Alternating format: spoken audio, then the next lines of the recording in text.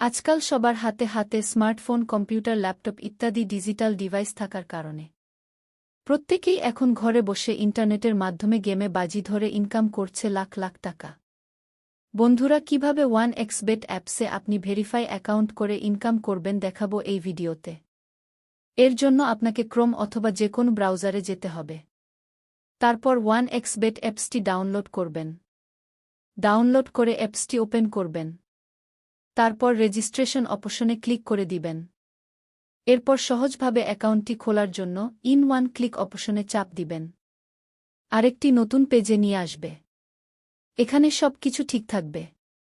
শুধু প্রোমোকোডের ঘরে লিখবেন স্ক্রিনে দেয়া প্রোমোকোড KPL20। এটি ব্যবহার করার ফলে আপনি পেয়ে যাচ্ছেন প্রথম ডিপোজিটেই 10,000 টাকা পর্যন্ত বোনাস। এবং প্রতি সোমবার ও শুক্রবার ডিপোজিট করার সাথে সাথেই পেয়ে যাবেন আরও 100% বোনাস। এবং বোনাস পাবেন আপনার জন্মদিনেও। এরপর নিচে একটি খালি ঘর দেখছেন, এখানে ক্লিক করে দিবেন। এরপর নিচে রেজিস্ট্রেশন অপশনটিতে চাপ দিবেন। আপনার সামনে I am not robot verify page চলে আসবে। এটি নির্দিষ্ট কিছু ছবি সিলেক্ট করে দিয়ে ভেরিফাই করে দিবেন। এরপর দেখতে পাবেন আপনাকে একটি আইডি এবং পাসওয়ার্ড দিয়েছে। এখান থেকে আইডি এবং পাসওয়ার্ডটি কপি করে নিবেন অথবা একটি স্ক্রিনশট দিয়ে রাখবেন। এখন নেক্সটে ক্লিক করবেন। আমার অ্যাকাউন্টটি খোলা হয়ে গেছে। এখন অ্যাকাউন্টটি ভেরিফাই করতে হবে। এর জন্য চলে আসবেন নিচের মেনু অপশনটিতে। দেখতে পাবেন উপরের স্থানে পার্সোনাল প্রোফাইল। এই অপশন সিলেক্ট করে দিন। তারপর দেখবেন ফোন নাম্বার লিঙ্ক। এই ফোন নাম্বার লিঙ্কে আপনার ফোন নাম্বারটি বসিয়ে দিবেন। তারপর একটি কোড আসবে, সেটি অবশ্যই বসিয়ে দিবেন। এখানে অ্যাক্টিভ অপশন ক্লিক করুন।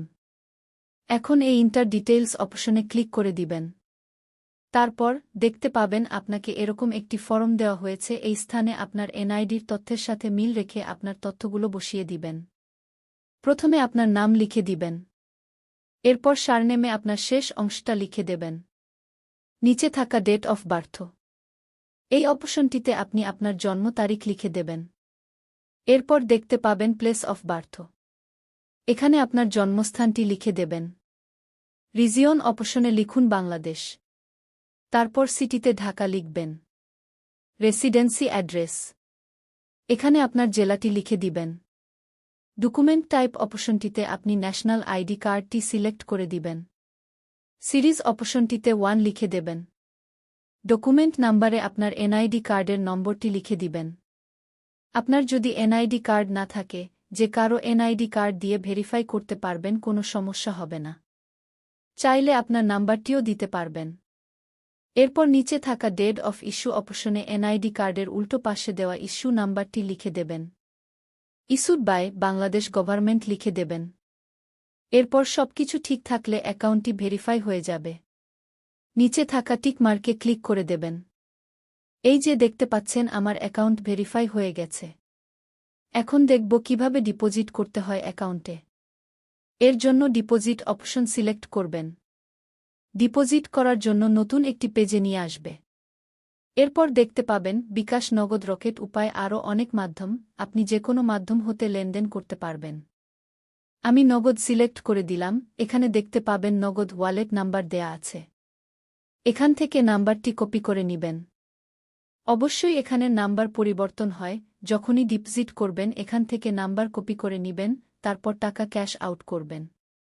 আমি টাকা ক্যাশ আউট করে দিয়েছি। দেখতে পাচ্ছেন আমার ক্যাশ আউট সফল হয়েছে। এখানে দেখতে পাচ্ছেন আমাকে একটি ট্রানজ্যাকশন নাম্বার দিয়েছে। আমি এই ট্রানজ্যাকশন নাম্বারটি কপি করে নিয়ে আমার আগের জায়গায় চলে আসব। কপি করা ট্রানজ্যাকশন নাম্বারটি বসিয়ে দিব। এখানে আমি যে নাম্বার থেকে টাকাটি পাঠিয়েছি সে নাম্বারটি এখানে দিয়ে দিব।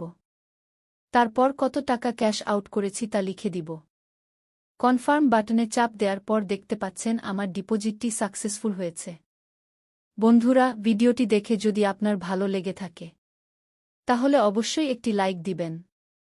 ধন্যবাদ।